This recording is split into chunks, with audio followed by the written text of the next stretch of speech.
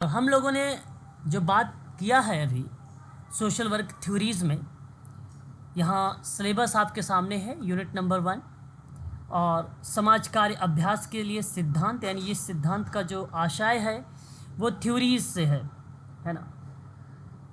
आप ध्यान रखेंगे सभी स्टूडेंट, लास्ट क्लास में मैंने आप लोगों से बातचीत किया था एरिक इरिक्सन की थ्योरी मनोसामाजिक विकास का सिद्धांत कंप्लीट हो गया था शायद ये।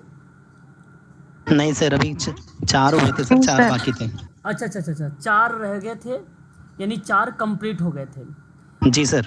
पहले मैंने आप लोगों को सामाजिक अधिगम का सिद्धांत था अल्बर्ट बैंडूरा का, मैंने वो आप लोगों को समझा दिया था। Yes sir. तो आज आप क्या करेंगे, एक काम तो ये रहेगा आप लोगों का कि टेलीग्राम पर एक चेक करेंगे कि इनकी पीडीएफ पहुंच गई है थ्योरीज़ की या नहीं। यदि नहीं पहुंची है तो आज आपको सोशल वर्क की थ्योरीज़ पहुंच जाएगी, ठीक है। और मैंने शॉर्ट नोट्स के माध्यम से आप लोगों को प्रोवाइड भी कराया होगा कि कौन कौन सी थ्योरीज़ है। यदि आपने नोट बना रखा है तो अच्छी बात है, यदि नहीं भी बनाया है तो मैंने कई थ्योरीज़ पर बात किया था, वो आप लोगों का कवर आज की क्लास में पॉसिबिलिटी है कि मैं कंप्लीट करवा दूँ, ठीक है। तो चलिए स्टार्ट करते हैं यहाँ से। यूजीसी नेट, ठीक है, यूजीसी नेट के अंतर्गत यूनिट नंबर 1 और हम लोग बात कर रहे हैं थ्योरीज़ पर। और हमारी थ्योरी जो चल रही है वो चल रही है मानव सामाजिक विकास का सिद्धांत चल रहा है। मनोसामाजिक विकास का सिद्धांत का टॉपिक चल रहा है। इसके अंतर्गत मैंने आप लोगों को बताया था कि ये एरिक इरिक्सन की थ्योरी है। यहाँ बेसिकली सकारात्मक नकारात्मक विकल्प के बीच में एक प्रकार से अगर हम बात करें तो संघर्ष उत्पन्न होता है और उसी संघर्ष को विकासात्मक संकट कहा जाता है। तो परीक्षा में सवाल आया हुआ है कि विकासात्मक संकट किस अवस्था या किस थ्योरी से संबंधित है, तो आप सभी लोग बता दीजिएगा कि मनोसामाजिक विकास का जो सिद्धांत है उससे संबंधित है विकासात्मक संकट। इसको डेवलपमेंट क्राइसिस कहा जाता है। एरिक इरिक्सन ने इसमें मैंने आप लोगों को बताया था कुल 8 स्टेजेस के बारे में बताया है, यानी अवस्था के बारे में यहाँ पर जिक्र किया हुआ है। शुरुआत की 4 अवस्थाएं सिगमंड फ्रायड की 4 अवस्थाओं को रिलेट कराती हैं, ये बात आप ध्यान रखेंगे एरिक इरिक्सन की थ्योरी को। एरिक इरिक्सन की थ्योरी का एक और नाम है, मैंने आपको बताया भी था, एसआर थ्योरी। एरिक इरिक्सन की थ्योरी को हम लोग किस नाम से जानते हैं? एसआर थ्योरी के नाम से जानते हैं, है ना सर इस एसआर का फुल नेम क्या है? ये स्टिमुलस रिस्पॉन्स थ्योरी है। एसआर को हम लोग स्टिमुलस थ्योरी के नाम से जानते हैं, ठीक है।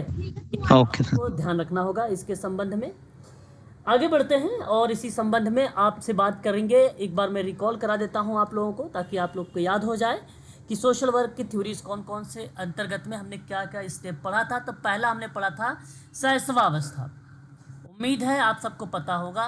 आप लोग मुझे बताइए, आप लोगों को मैं रिकॉल करवा रहा हूँ। विश्वास बोलते हैं विश्वास, बिल्कुल सही जवाब आपने दिया है। विश्वास वर्सेस अविश्वास। बिल्कुल, बहुत बढ़िया बहुत बढ़िया। इसकी एक बार आयु मुझे बता दीजिए, इसकी एज क्या डिफाइन की? 0 से 2। 0 से 2। जन्म से 1 वर्ष।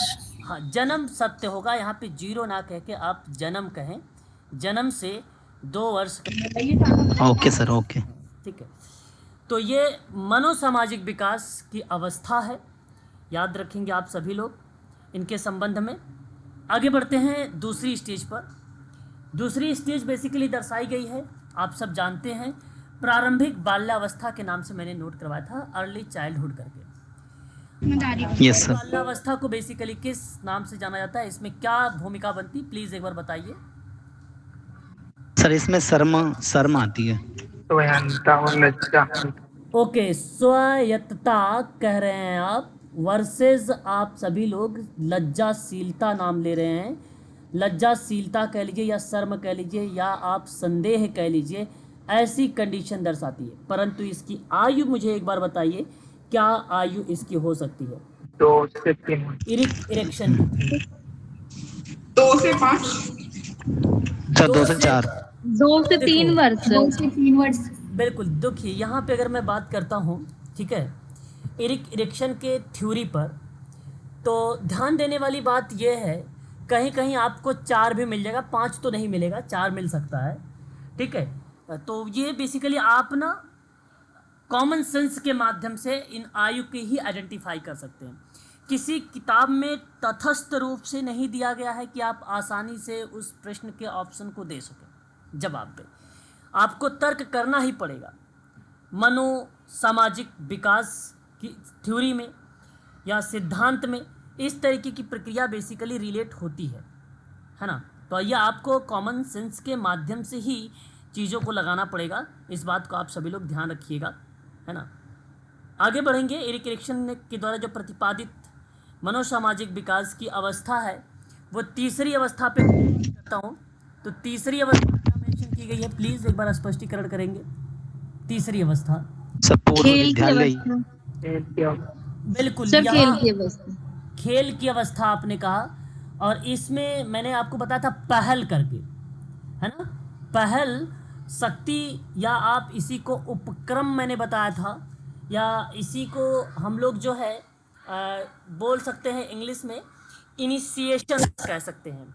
वर्सेस अपराध होता है, अपराध होता है, या आप दोषिता भी आप कह सकते हो, या आप इसे दोष बोध भी कह सकते हो, है ना। इतने नाम से परीक्षाओं में बेसिकली पूछा जाता है। इसको बेसिकली इनिशिएशंस वर्सेस गिल्ट कहा जाता है, और इसकी आयु जो होती है 4 से 6 वर्ष होती है। और एक चौथा स्टेज है जो हम लोगों ने बात की, विद्यालय।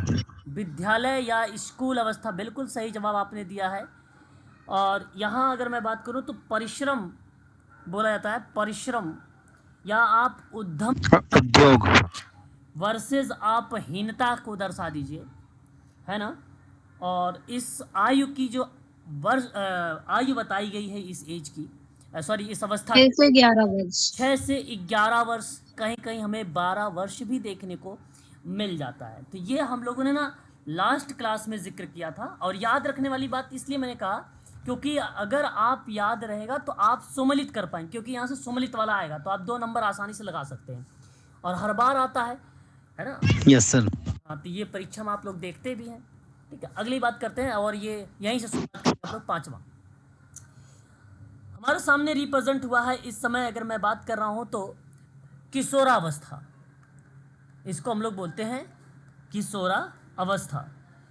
किशोरावस्था को बेसिकली अगर मैं बात करूँ तो यहाँ जो भूमिका बनती है वो बनती है अहम पहचान की, अहम पहचान की, या आप वर्ली पहचान लिख सकते हैं। ठीक है, आइडेंटिटी कर सकते हैं, या ईगो आइडेंटिटी बोल सकते हैं। वर्सेस पहचान भ्रांति होती है, पहचान भ्रांति होती है। ये पेपर में आता ही आता है, भ्रांति एक ऐसा शब्द है, भूमिका संभ्रांति करके यूजीसी दे देता है, या पहचान भ्रांति शब्द दे देता है ना। कन्फ्यूज़न इसको बोला जाता है, एक प्रकार का रोल कन्फ्यूज़न। तो आप देख रहे थे पिछला 6 से 12 था या 6 से 11 था, तो यहाँ आप क्या कर सकते हो, 12 से 19 भी बोल सकते हो, और 20 भी आयु को दर्शा सकते हो, इसकी एज है। अब देखिए, स्वयं की पहचान बनाने के लिए किशोर को विभिन्न भूमिकाओं को जो है समन्वित करने की आवश्यकता पड़ती है। उम्मीद है कि आप बात समझ रहे होंगे कि किशोर जो बेसिकली एडल्ट या एडल्टहुड या टीन एज के अंतर्गत जो आते हैं, वो बच्चे बेसिकली विभिन्न भूमिकाओं को बेसिकली समन्वित करते हैं, कोऑर्डिनेट करते हैं। ऐसा अगर वो नहीं कर पाते हैं ना, तो वहाँ पर रोल कन्फ्यूज़न बन जाता है, यानी ऐसा ना कर पाने पर भूमिका भ्रम हो जाता है।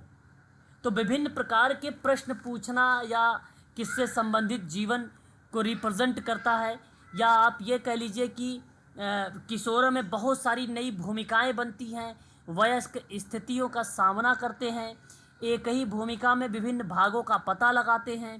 ठीक है, इस तरीके की चीज़ें जो है देखने को मिलती है हम लोगों को।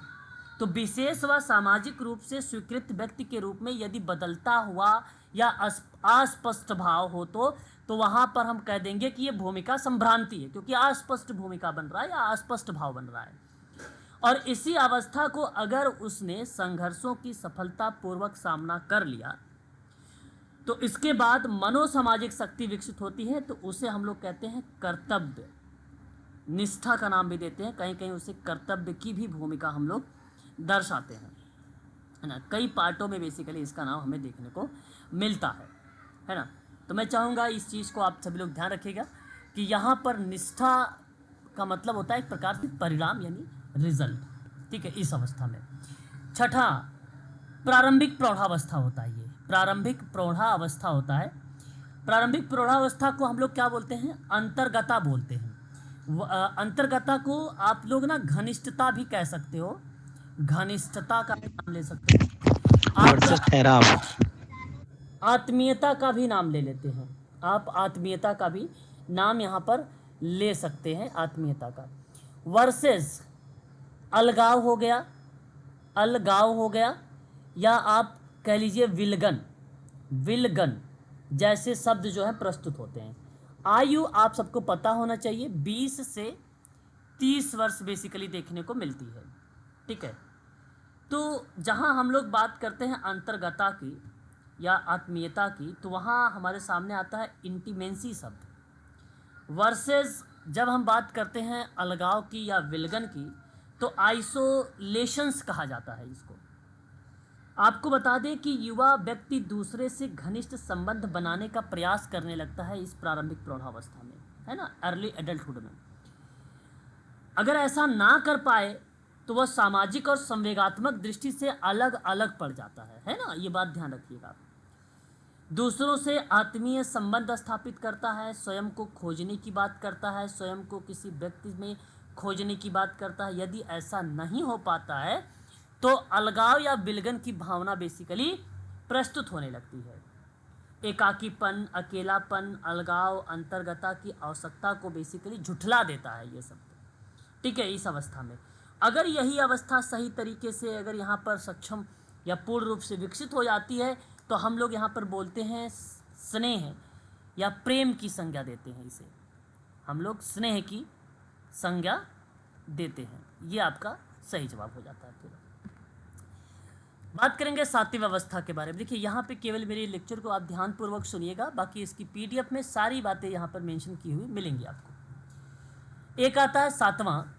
ध्यान देने वाली बात यह है कि इसमें मध्य प्रौढ़ावस्था बोला जाता है इसको, मध्य प्रौढ़ावस्था इसको कहा जाता है। और इसमें अगर मैं बात करता हूँ तो उत्पादन जो है, उत्पादकता या आप कह लीजिए जननात्मकता, है ना, या उत्पादनशीलता आप इसको बोल सकते हैं, उत्पादनशीलता बोल सकते हैं। वर्सेस आप कहेंगे स्थिरता। स्थिरता का मतलब क्या होता है? ठहराव, या आप ये कह लीजिए गतिरोध, है ना, आप क्या बोल दीजिए, गतिरोध बोल दीजिए, है ना, इस अवस्था को, ठीक है ना। अब देखिए जब हम लोग उत्पादकता वर्सेस मंदता की बात करते हैं या स्थिरता की बात करते हैं, तो यहाँ जानना ज़रूरी ये है कि इसकी आयु क्या होगी। तो 30 से 65 वर्ष इसकी आयु होगी। और यहाँ शब्द है एक जननात्मकता, जो रिलेट कराता है उत्पादकता को भी और उत्पादनशीलता को भी। इसका आशय होता है कि अपनी अगली पीढ़ी के साथ साथ सामाजिक कल्याण के लिए सोचना। किसके लिए सोचना? अगली पीढ़ी के लिए सामाजिक कल्याण को लेकर लेकर सोचना। मतलब आप ये सोच लीजिए एक प्रकार से कि यहाँ जो परिस्थिति या कंडीशंस बन रहा है, कोई लोभ नहीं, कोई माया नहीं, है ना, इस तरीके के शब्द जो है यहाँ पर रिलेट हो रहा है। और ये समाज या सोशल वेलफेयर को लेकर बात कर रहा है पॉजिटिव परिप्रेक्ष्य में। तो यहाँ जननात्मकता बनती है, उत्पादनशीलता बनती है। जब जननात्मकता चिंता उत्पन्न नहीं कर पाती है ना, तो स्थिरता का खतरा यहाँ पर बढ़ जाता है, स्थिरता का खतरा बढ़ जाता है। प्रौढ़ के दौरान व्यक्ति युवा व्यक्तियों से या युवा व्यक्तियों को सहयोग देने और निर्देश देने, सहयोग देने या निर्देश देने में सक्रिय ढंग से भूमिका निभाते हैं। ऐसा ना करने पर उसका विकास में गतिरोध विकसित हो जाता है। ऐसा ना हो जाने पर या नहीं होने पर, है ना, इस कंडीशन को ये दर्शाता है स्थिरता शब्द। इरेक्शन का 7वां चरण बेसिकली मध्य वयस्कता अवस्था के नाम से भी जाना गया है। इसी ही हम लोग मध्य वयस्कता अवस्था के नाम से भी जानते हैं इसी स्टेज को, है ना, 7वां स्टेज। इस अवस्था में व्यक्ति अगली पीढ़ी के लोगों के कल्याण और समाज के लिए जन्मात्मकता में उत्पादकता सम्मिलित करता है। लेकिन जब व्यक्ति की जन्मात्मकता की चिंता उत्पन्न नहीं होती है तो उसमें स्थिरता उत्पन्न हो जाती थी। इरेक्शन का उत्पादकता से यही अर्थ है कि नई पीढ़ी के लिए कुछ नहीं कर पाने की भावना में स्थिरता की भावना उत्पन्न हो जाना। ठीक है, तो यहाँ बेसिकली एक संज्ञा दी जाती है मनोसामाजिक शक्ति के परिप्रेक्ष्य से देखा जाए तो देखभाल कहा जाता है, या आप ऑब्लिक करके यहाँ पर ये भी लिख सकते हो आत्म केंद्रित शब्द भी। ठीक है, ये शब्द रिलेट हो जाता है इसमें। एक अंतिम अवस्था की बात कर लेते हैं हम लोग, 8वीं अवस्था।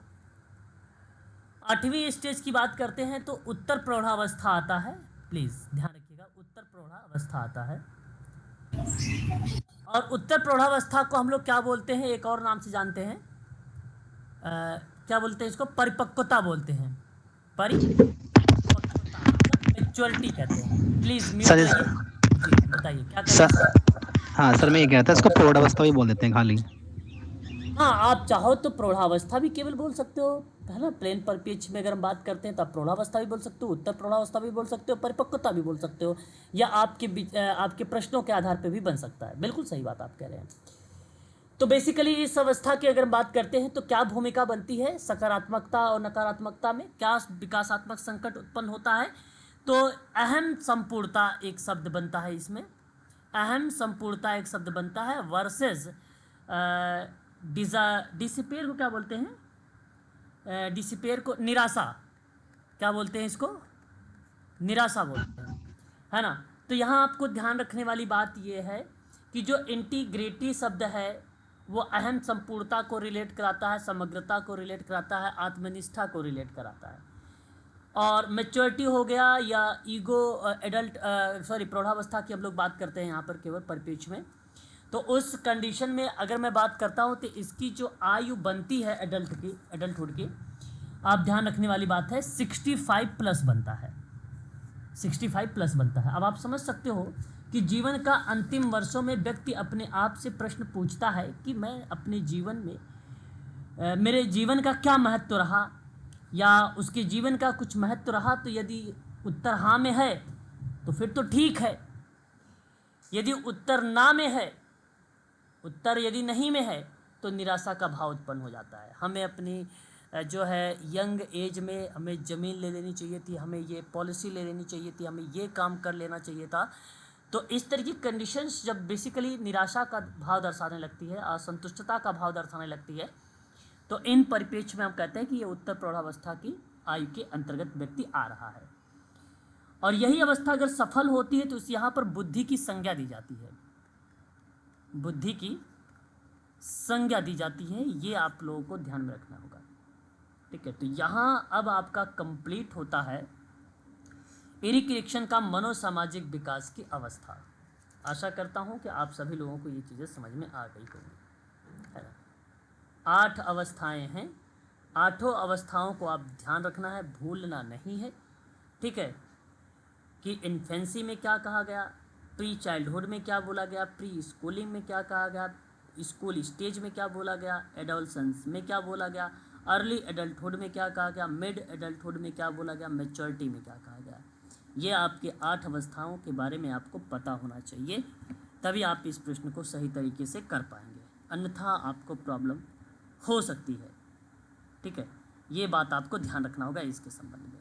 एरिक इरेक्शन का stage of psycho social development के नाम से इसको जाना जाता है, इस स्टेज को, है ना। 8 अवस्थाओं के बारे में इसमें जिक्र किया गया है, ये आपको ध्यान रखना होगा। ठीक है, क्लियर रहेगा। एक बार प्लीज़ आप सभी लोग बताइएगा मुझे यदि आपको क्लियर है तो। यस, क्लियर है सर। ठीक है, चलो बहुत बढ़िया है यदि आप लोगों को ये स्टेटमेंट क्लियर है तो। अब देखिए यहाँ अब हम लोग बात करने वाले हैं कुछ नए पॉइंटों पर। लाइक अगर मैं आपसे बात करता हूँ तो इरेक्शन की ही बारे में हम लोग बात करेंगे। नए पॉइंट के परिप्रेक्ष्य में अगर मैं आपसे बात करता हूँ तो खासकर इस इलेक्शन के अंतर्गत बुक के नाम, उनके कौन कौन से बुक्स हैं जो बड़ी ही फेमस रहे परीक्षा के दृष्टिकोण से देखा जाए तो। जैसे ध्यान से सुनिएगा इनकी किताबों का नाम, क्योंकि पेपर में आ सकता है। सबसे पहले की अगर मैं बात करता हूँ तो एक किताब इनके द्वारा लिखी गई जिसका नाम था चाइल्डहुड करके, एंड सोसाइटी लिखा हुआ था। बहुत ही इम्पोर्टेंट किताब है और सन 1950 का वर्ष बेसिकली देखने को मिलता है, तो कहीं कहीं 1954 के भी किताब में देखने को मिलता है। एस के मंगल में 1950 लिखा हुआ है ना। उसके बाद एक अगर हम बात करते हैं तो आइडेंटिटी यूथ एंड क्राइसिस शब्द आता है। सन 1968 में 1968 में ये किताब हमें देखने को मिली थी, ठीक है। और एक यहाँ पर तीसरी किताब आप ध्यान रखेंगे, दी लाइफ साइकिल, मतलब चक्र, जो है कंप्लीटेड करिएगा, कंप्लीटेड है ना, कंप्लीटेड। और इसमें सन 1982 का वर्ष लगाइएगा। एंड उसके बाद अगर हम बात करते हैं एक लास्ट इनकी किताब, क्वेश्चन नंबर कह रहा हूँ यार, book number 4, identity and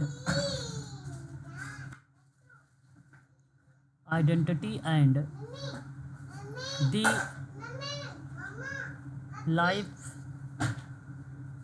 cycle, 1959।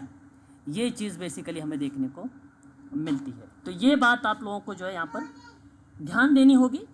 किताबें महत्वपूर्ण हैं ये इलेक्शन महोदय की, ठीक है। आगे बढ़ते हैं। अब हम लोग जिक्र करेंगे नेक्स्ट थ्योरी पर। अगली थ्योरी मैंने क्या मेंशन करवाया था, यदि आप लोगों को पता है तो प्लीज़ एक बार बताएं, अदरवाइज मैं आप लोगों को तो बताऊंगा ही बताऊंगा। बताइए अगली थ्योरी क्या थी, क्या नोट कर रखे हो? सामाजिक विनिमय का सिद्धांत। सामाजिक विनिमय का सिद्धांत। सामाजिक विनिमय का सिद्धांत। वाह, शाबाश, बहुत बढ़िया जवाब आया आपका यहाँ पे कि अगली थ्योरी का जो नाम हम लोग पढ़ने चल रहे हैं, सोशल एक्सचेंज थ्योरी पढ़ने चल रहे हैं। परीक्षा के दृष्टिकोण से देखा जाए तो बहुत ही फेमस है ये। देखिए बहुत ही आसान है ये थ्योरी, केवल आपको पता होना चाहिए। यदि जब कोई चीज़ें पता होती है तो हम आसानी से उसकी आइडेंटिफिकेशंस भी कर लेते हैं, है ना। और यदि वो चीज़ें जब पता ही नहीं होती है तो हमें दिक्कत होने लगती है ना। तो यह थ्योरी बेसिकली अगर मैं बात करता हूँ, जॉर्ज होमस के द्वारा दर्शाई गई। किसके द्वारा दर्शाई गई? जॉर्ज होमस का नाम आता है, इनके नाम से दर्शाएगा। ये एक ऐसे सोशोलॉजिस्ट हैं जिन्होंने बहुत ही आसानी से कह दिया कि सोशल बिहेवियर एज एक्सचेंज। कौन सा चेंज? तो सोशल बिहेवियर एक्सचेंज होगा। तो सामाजिक व्यवहार के विनिमय पर बात किया इसने, सामाजिक या समव्यवहार विश्लेषण की बात किया इसने। और ये थ्योरी सन 1958 में दी गई। ये बात आपको ध्यान रखना होगा। सामाजिक विनिमय के सिद्धांत में जॉर्ज होमस द्वारा विकसित हुआ, पहली बार 1958 में 1958 में सामाजिक व्यवहार विनिमय के रूप में दिखाई गई। होमस ने छोटे समूह का अध्ययन किया। इसमें क्या किया था होमस ने? पॉइंट में लिखेंगे, बाकी मैं पीडीएफ में आप लोगों को दे रखा हूँ पैराग्राफ में। यहाँ आप लोग लिखेंगे छोटे समूह का अध्ययन हुआ, छोटे समूह का अध्ययन हुआ, ठीक है। ये बात आपको ध्यान रखना होगा, है ना। हाँ जी बताइए। किस छोटे समूह का अध्ययन को दर्शाया, और उनका शुरू में मानना था कि किसी भी समाज, समुदाय, समूह को एक सामाजिक व्यवस्था के रूप में देखना चाहिए। तो ये इस पॉइंट को प्लीज ध्यान से सुनिए। क्या लिखा हुआ है? किसी भी समाज, किसी भी समाज, समुदाय या समूह को एक सामाजिक व्यवस्था के रूप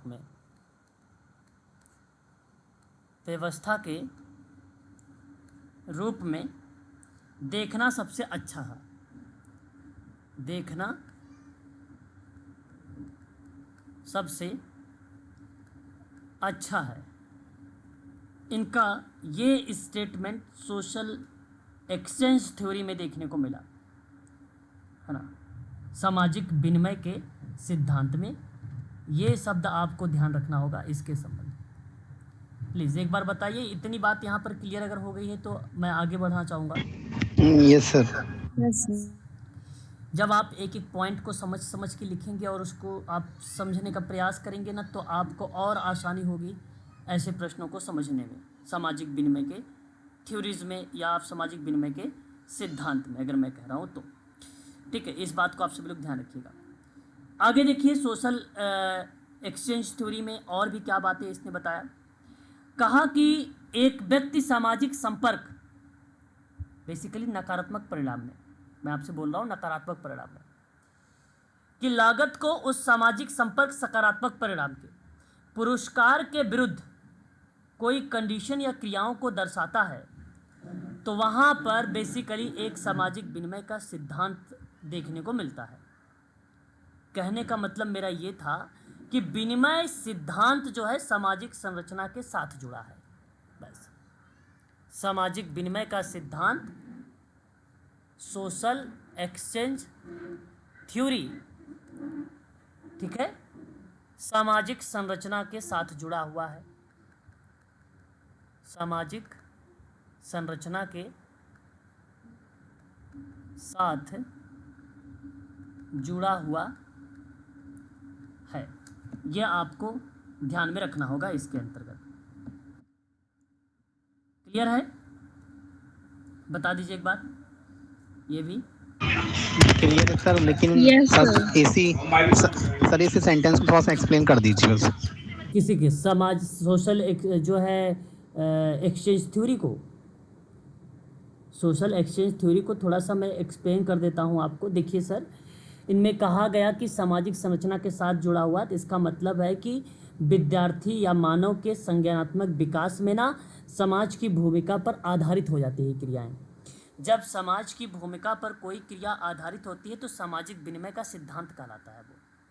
जैसे छात्रों का विकास, देखिए सांस्कृतिक संदर्भ में भी होता है, छात्रों का विकास सामाजिक परिप्रेक्ष्य में भी होता है। सांस्कृतिक और सामाजिक परिप्रेक्ष्य की अगर मैं बात करता हूँ तो सिंपल शब्दों में कह सकता हूँ कि लेव वाइगोत्स्की का नाम आता है।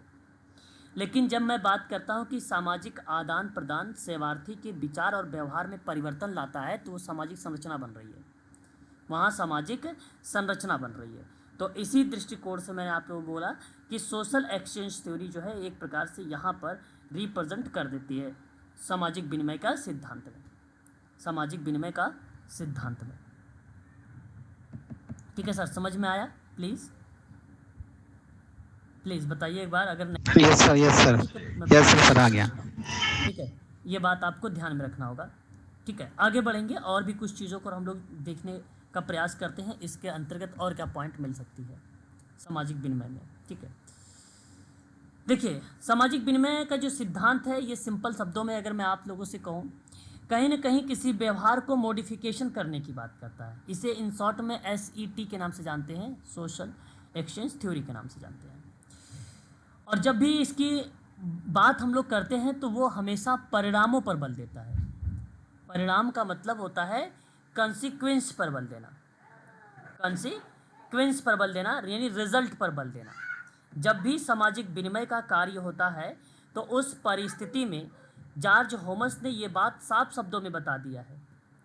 जॉर्ज होमस के द्वारा ही मैं आप लोगों से बात कर रहा हूँ, इन्हीं के द्वारा ये बात बताई गई कि रिजल्ट पर बात करके परिणाम निकला क्या है, रिजल्ट आया क्या है, व्यवहार में परिवर्तन हुआ या नहीं परिवर्तन हुआ है ना। यदि परिवर्तन हुआ है तो उन्हीं के आधार पे सामाजिक विनिमय का जो है नाम दिया जाता है, यानी समाज का आदान प्रदान के संबंधों में वहाँ पर एक डिस्क्रिप्शन के आधार पर या वितरणात्मक न्याय के आधार पर बातचीत हुई है, तो हम लोग कहेंगे कि सामाजिक विनिमय का ये सिद्धांत है, सामाजिक विनिमय का ये सिद्धांत है। बस ये आपको इसके अंतर्गत ध्यान में रखना होगा, ठीक है।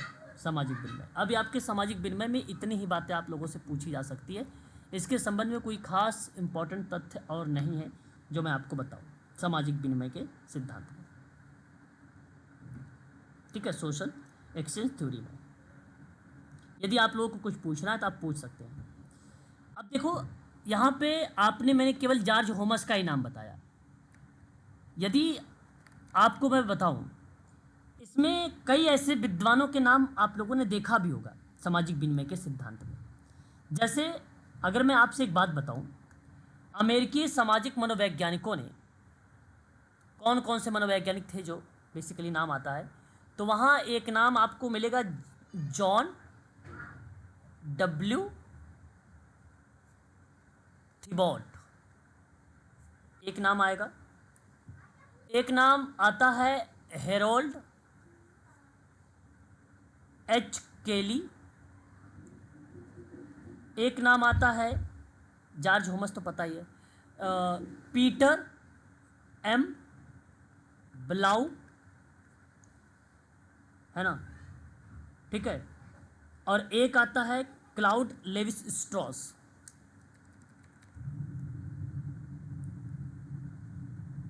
Cloud Levi Strauss. तो सामाजिक विनिमय को कम से कम दो व्यक्तियों के बीच गतिविधि मूर्त या अमूर्त और कम या ज़्यादा पुरस्कार या लागत के आदान प्रदान के रूप में परिभाषित किया जाता है, और इस प्रक्रियाओं में इनके साथ साथ जॉर्ज होमस का भी नाम आ जाता है, ठीक है। ये नाम है, इन नाम को आपको ध्यान में रखना होगा, ठीक है। अब देखिए थिबॉट एंड केली की बात अगर हम लोग करते हैं, जैसे कि यहाँ जॉन डब्ल्यू थिबॉट की बात कर रहा हूँ और हेरोल्ड एच केली की बात कर रहा हूँ, इन दोनों ने सामाजिक विनिमय के सिद्धांत को बेसिकली द्विआधारी संबंधों के बारे में बताया। आधारी संबंधों के बारे में बताया। द्विआधारी का मतलब जो समूह है ना, जो छोटे समूह है उस पर बेस्ड था, उन्हीं को नाम दिया था द्विआधारी संबंध। जॉर्ज होमस का नाम स्पष्ट शब्दों में कहा गया है, आप बता सकते हैं कि इन्होंने वितरणात्मक न्याय पर अवधारणाओं पर आधारित करके छोटे समूहों में सामाजिक संपर्क और लागत निवेश के अनुपात से प्राप्त जो पुरस्कार है, उन पुरस्कारों को समझाने की कोशिश किया था। उसमें ब्लाउ का नाम अगर हम बात करते हैं यहाँ पे, पीटर एम ब्लाउ, तो इन्होंने होमस के सिद्धांत से कुछ मिलता जुलता बताया था। कहा था कि मुख्य रूप से छोटे समूहों में सामाजिक विनिमय पैटर्न पाया जाता है, पैटर्न से उभरती जो सामाजिक संरचना होती है उसी पर आधारित होती है। तो बेसिकली पैटर्न आप लोग यहाँ पर नोट कर सकते हैं इनके नाम में, पैटर्न ब्लाउ के, है ना। लेवी स्ट्रॉस की बात अगर हम लोग करते हैं तो सामान्यीकृत विनिमय की प्रणाली को लागू कर दिया, सामान्यीकृत विनिमय प्रणाली को लागू कर दिया, है ना। तो ये अवधारणाएं हैं, इनको आप लोगों को थोड़ा सा ध्यान में रखना होगा इसके दृष्टिकोण में, बस, ठीक है। अब आगे बताइए कौन सा थ्योरीज थी, नेक्स्ट थ्योरी कौन सी थी बताइए। Rational theory sir. Rational choice theory थी, ओके। देखिए आप सभी लोगों को पता होगा रेशनल चॉइस थ्योरी को हम लोग क्या बोलते हैं, तर्क क्या बोला जाता है उसको बता सकते हैं आप लोग? तर्क संगत। तर्क संगत विकल्प का सिद्धांत। बहुत बढ़िया, तर्क संगत विकल्प का या विकल्प सिद्धांत का नाम हम लोग देते हैं इस थ्योरी में। अब अगर मैं बात करता हूँ ये थ्योरी किसके द्वारा दी गई, तो एक फिलोसोफर महोदय थे जिनका नाम है एडम स्मिथ, है ना। नाम सुना होगा, जी सर। Adam Smith. सन 1776 में तर्कसंगत विकल्प का सिद्धांत दिया था, और उस समय एक इन्होंने कॉन्सेप्ट या किताब या निबंध लिखा, उसका नाम था एन इंक्वायरी। इंक्वायरी, ठीक है, inquiry into the nature and colleges and causes भी आप कह सकते हो, कॉजेज ऑफ द वेल्थ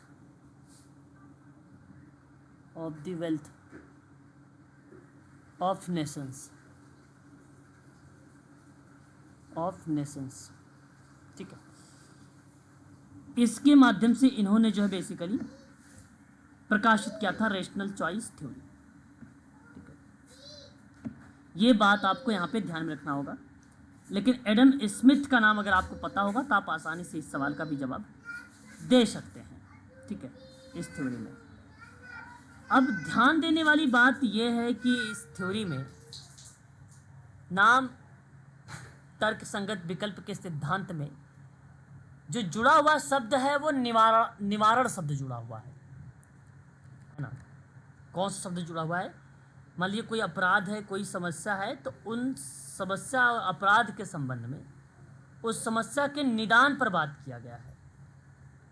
इसलिए आप सभी लोग कह सकते हो कि विकल्प की प्रक्रिया बेसिकली इसमें लागू होती है, और विकल्प का आशय बेसिकली क्या होता है? उपचार।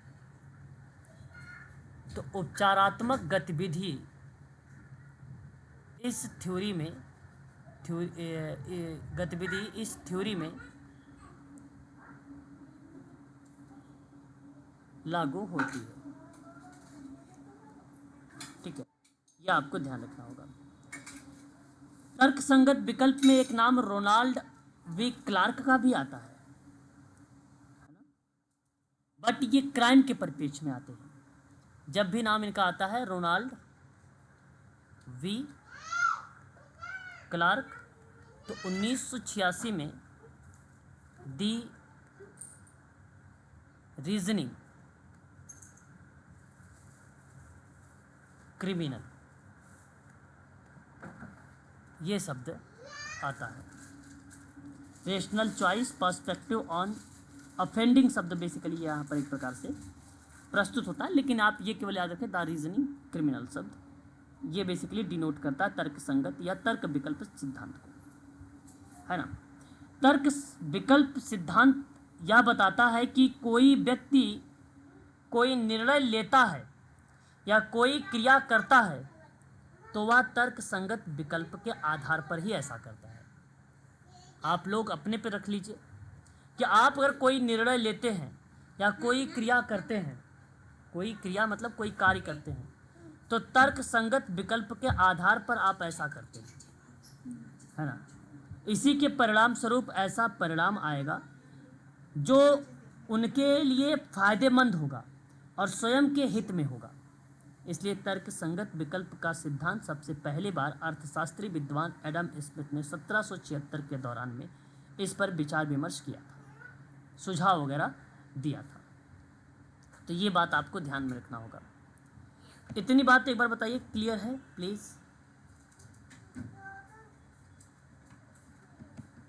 Yes sir. ओके। अब देखिए, अब आपके परीक्षा में सवाल बनते हैं, है ना, तर्क संगत विकल्प के आधार पर ही क्या क्या चीज़ें आपको इसमें ध्यान रखनी पड़ेगी। अब इस बात को आप सभी लोग ध्यान से सुनिएगा मेरे, क्योंकि यही सब इंपॉर्टेंट पॉइंट चलेंगे तर्क संगत विकल्प में। तर्क संगत विकल्प का सिद्धांत कहता है कि व्यक्ति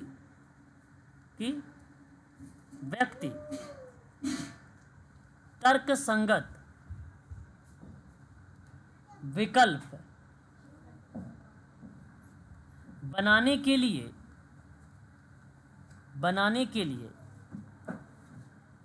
और अपने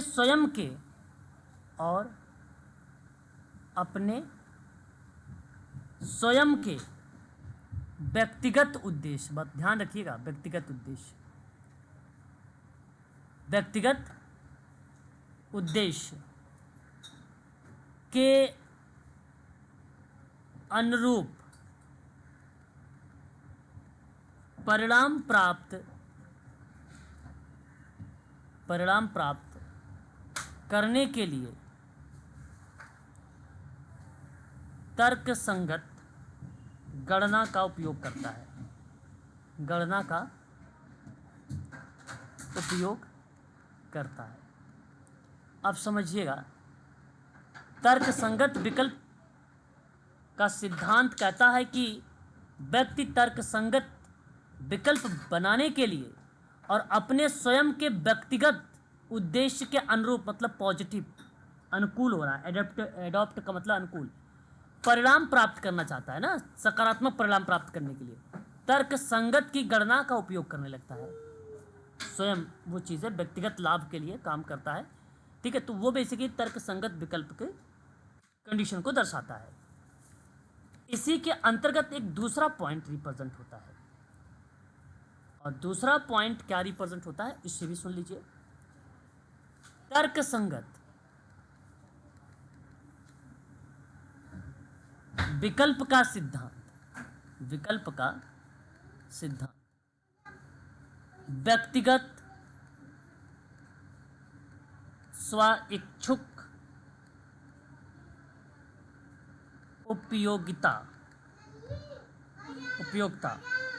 अधिकतम करण पर आधारित है ना। तो यहाँ आप ये बात ध्यान में रख सकते हैं कि व्यक्तिगत या व्यक्ति स्वयं इच्छुक उपयोगिता अधिकतम करण पर आधारित होता है, मतलब जो बेसिकली जो उसको लाइक है उसी क्रिया पे अधिक बल देता है, उसी को करने में उसे आसानी होती है, उस परिपेक्ष पे अधिक बल देता है। जैसे अगर मान लीजिए जो चैप्टर बच्चों को पसंद आता है वो चैप्टर बार बार पढ़ते हैं, है ना। तो यहाँ पर आप उस व्यक्ति के अंदर जो चीज़ें डेवलप हुई है, जो चीज़ें डेवलप हो रही है, उसे आप बोल सकते हो तर्क संगत विकल्प का पार्ट है। वो तर्क किया है, विकल्प को ढूंढ लिया है कि ये मुझे आता है, मैं उसी क्वेश्चन को या उसी टॉपिक को मैं पढ़ूंगा बार बार। आपने अपने घरों में छोटे छोटे बच्चों में देखा होगा। नेक्स्ट पॉइंट ध्यान देंगे अगले पॉइंट पर। कहता है कि जनरली या यह आम तौर पर सामाजिक और आर्थिक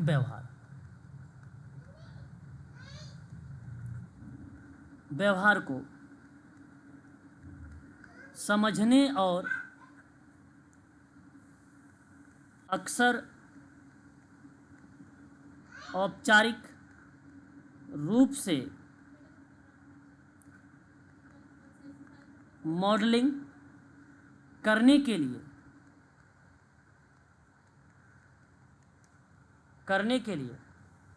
उपयोग किया जाता है, उपयोग किया जाता है, ठीक है।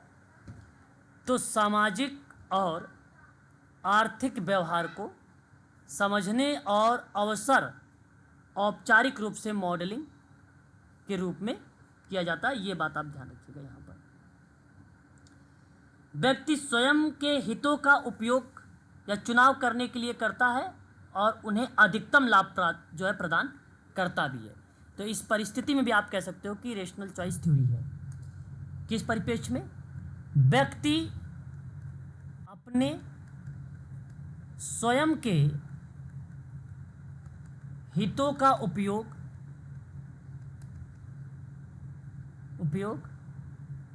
चुनाव करने के लिए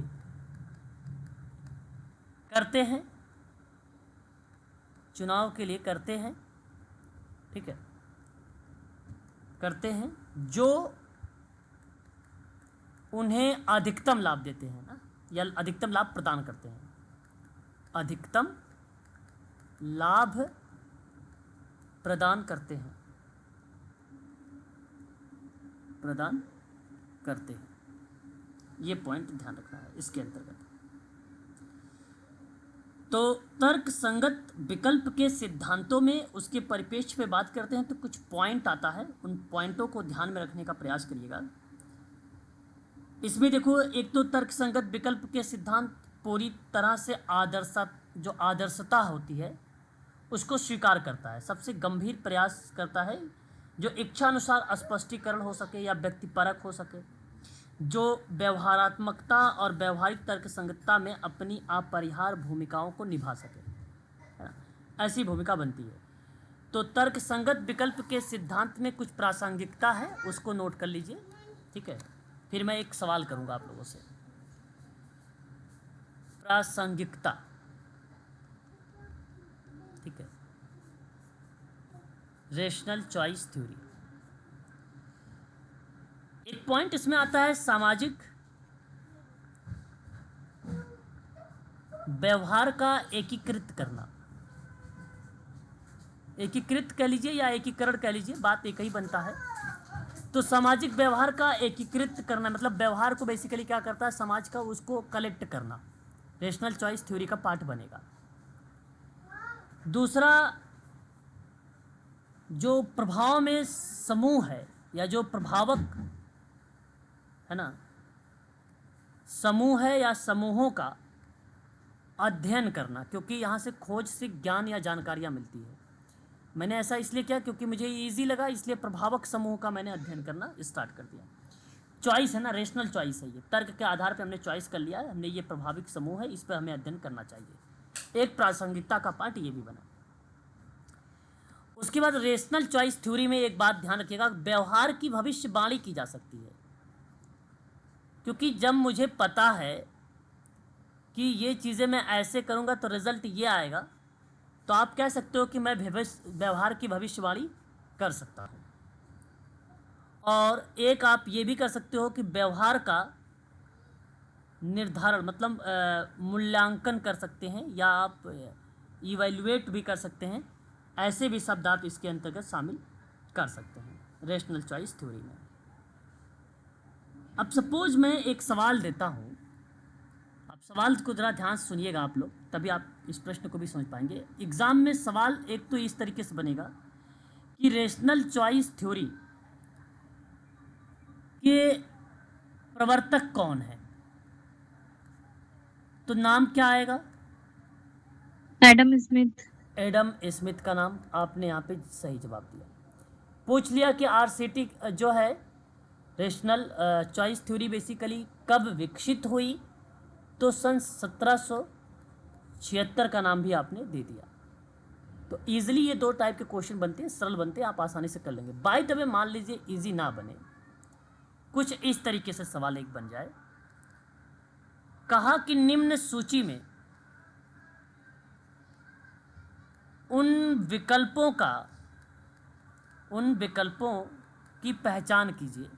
देखिए, पहचान करना है आपको, पहचान कीजिए जो रेशनल चॉइस थ्योरी मतलब तर्कसंगत विकल्प के सिद्धांत के लिए प्रासंगिक हो।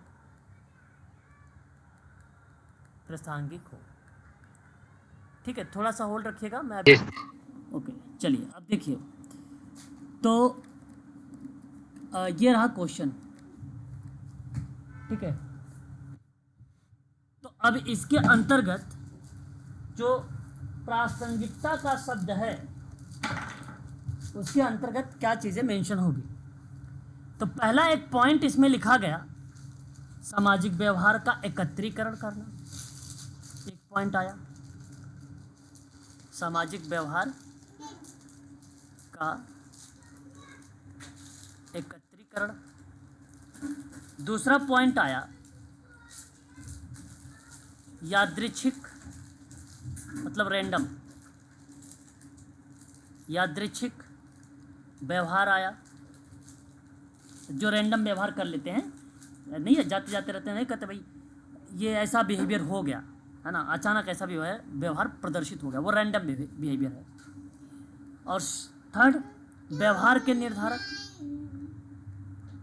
व्यवहार के निर्धारक, और डी देख रहे हो, इससे मालूम है अगर मैं बोल रहा हूँ ना तो ये भी बात करेंगे, ठीक है। चलिए देखिए, प्रभावक समूहों का अध्ययन, समूहों का अध्ययन, और एक व्यवहार की भविष्यवाणी, व्यवहार की भविष्यवाणी, और एक आपका बन जाएगा जानकारी से जुड़ी व्यवहार समस्या, F। जानकारी से जुड़ी व्यवहार संबंधी समस्या। मतलब मैंने ऐसे शब्द यूज़ किए हैं आप लोगों के लिए, बहुत ही इजी टर्म जो है यूज़ किया है। अब ऑप्शन का चूज करिएगा आप लोग, कूट मैं बगल में दे रहा हूँ सर ए। एक मिनट सुन लीजिए, पहले सुन लीजिए प्लीज़। ABCD ऑप्शन नंबर 1 होगा, option 2 ACDE, option number 3 BCD और F, ऑप्शन नंबर 4 ABD और F। यह आपके सामने ऑप्शन है। अब बताइए कौन सा ऑप्शन होना चाहिए। सर ऑप्शन 2 सेकंड होगा सर। ऑप्शन सेकंड होगा, यानी आपने चुनाव किया कि सामाजिक व्यवहार का एकत्रीकरण शामिल है, आपने शामिल किया कि व्यवहार के निर्धारक भी शामिल हैं, आपने शामिल किया प्रभावक समूह का अध्ययन को भी, यानी डी को भी, और व्यवहार की भविष्यवाणी को भी आपने शामिल कर लिया। 2 को आपने एलिमेंट कर लिया, एक तो रैंडम वाला और दूसरा जानकारी से जुड़ी व्यवहार संबंधी की जो समस्या है ना। तो देखिए कितना आसान सा सवाल था। इस तरीके से रेशनल चॉइस थ्योरीज में क्वेश्चंस जो है देखने को हमें मिलते हैं, और ये तो मैंने आपको बताया तर्कसंगत विकल्प के सिद्धांत को भविष्यवाणी के आधार पर, है ना, उनके बेस पर मैंने आप लोगों को यहाँ पर समझाने का प्रयास किया इस प्रश्न में, ठीक है। तो सर ये यादृच्छिक का मतलब क्या होता है? यादृच्छिक का रैंडम, सिंपल का प्रयास करें। जैसे एक ऐसे शब्द होते हैं ये सब जो बेसिकली यादृच्छिक, एक प्रकार से कोई चीज़ें स्वाभाविक हो गई हैं, जी। से आप कोई काम कर रहे हैं, आपने कोई स्वाभाविक व्यवहार कर दिया, है ना, ओके सर। आपने विकल्प का चुनाव ही नहीं किया, है ना, आपने कोई विकल्प का चुनाव ही नहीं किया, आपने स्वाभाविक चुनाव कर लिया जी। आपने विकल्प रखा ही नहीं, आपने सोचा ही नहीं कि मुझे इस व्यवहार को चुनना चाहिए, तो वो रैंडम होता है। रैंडम नहीं, आप लोग बोलते भी हो यार रैंडम ये चीज़ें हो गई, रैंडम जी, रैंडम जी। बेसिकली ये चीज़ें दर्शाती है इसको। याद, चलिए हिंदी मीनिंग था इसलिए कंफ्यूज हो गए। हाँ, यादृच्छिक थोड़ा सा टफ हिंदी है, और जी। यूजीसी नेट हो या कोई भी एग्ज़ाम हो कॉम्पिटिटिव, वो एग्ज़ाम में या रैंडम शब्द ही यूज़ में लाया जाता है, इसके अलावा कोई शब्द भी यूज़ नहीं करता वो, जी सर, ओके। ठीक है। तो ये था तर्क विकल्प का सिद्धांत जो मैंने यहाँ पे फिनिश किया। अगला क्या सिद्धांत था प्लीज़ एक बार बताइएगा, अगले वाले सिद्धांत को क्या था? नेक्स्ट थ्योरी, सिस्टम सिद्धांत सर। वाह, ये बहुत आसान है, सिस्टम थ्योरी। एक बार इस पर ही विचार विमर्श कर लेते हैं, ठीक है, आ जाइए। देखिए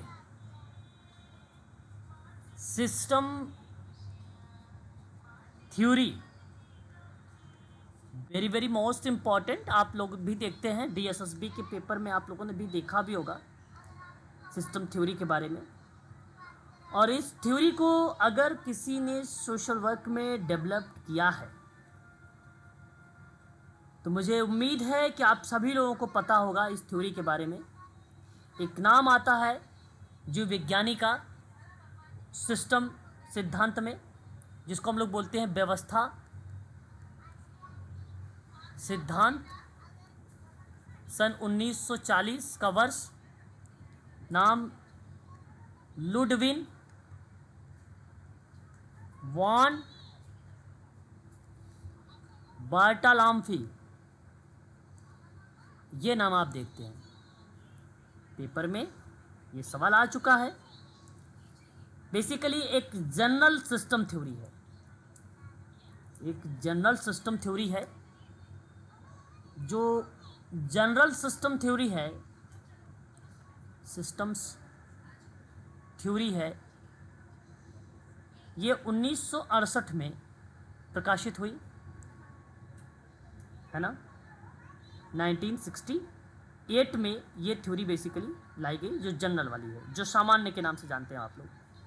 ये भी लुडविन बार्टालाम्फी की ही है, सामान्य प्रणाली थ्योरी।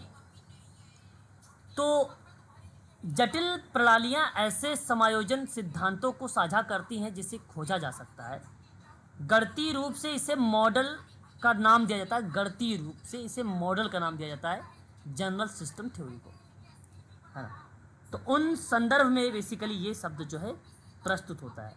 फिलहाल हम देखते हैं सिस्टम थ्योरी जैसे शब्दों को, और मेरा कहने के आशय इस थ्योरी के अंतर्गत क्या होता है, इस चीज़ को समझिएगा आप सभी लोग बहुत ध्यान से। डब्ल्यू रॉस और जॉर्ज बेटसन ने इस थ्योरी को आगे बढ़ाया था, सिस्टम थ्योरी को। कौन कौन आगे बढ़ाए थे?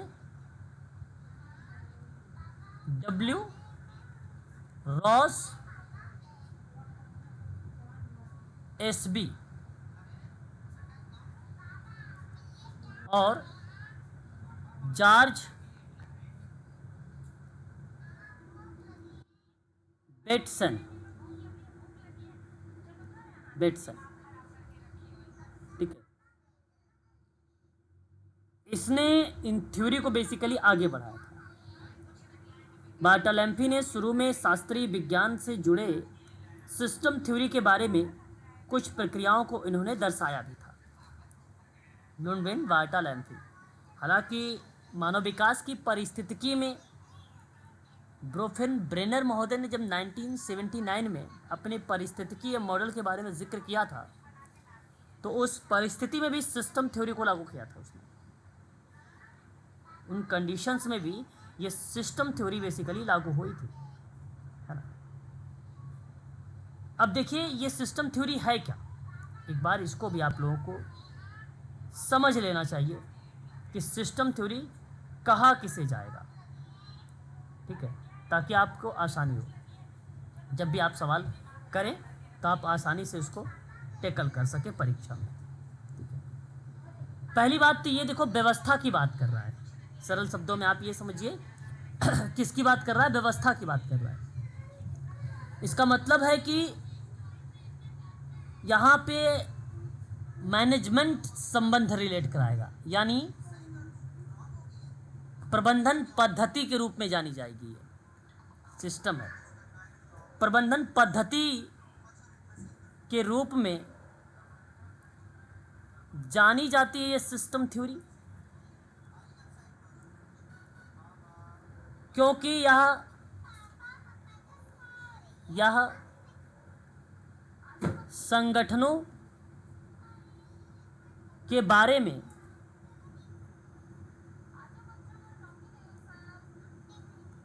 विश्लेषण और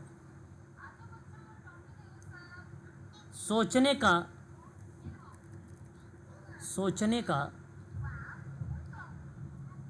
एक तरीका है और एक वैकल्पिक दृष्टिकोण भी है,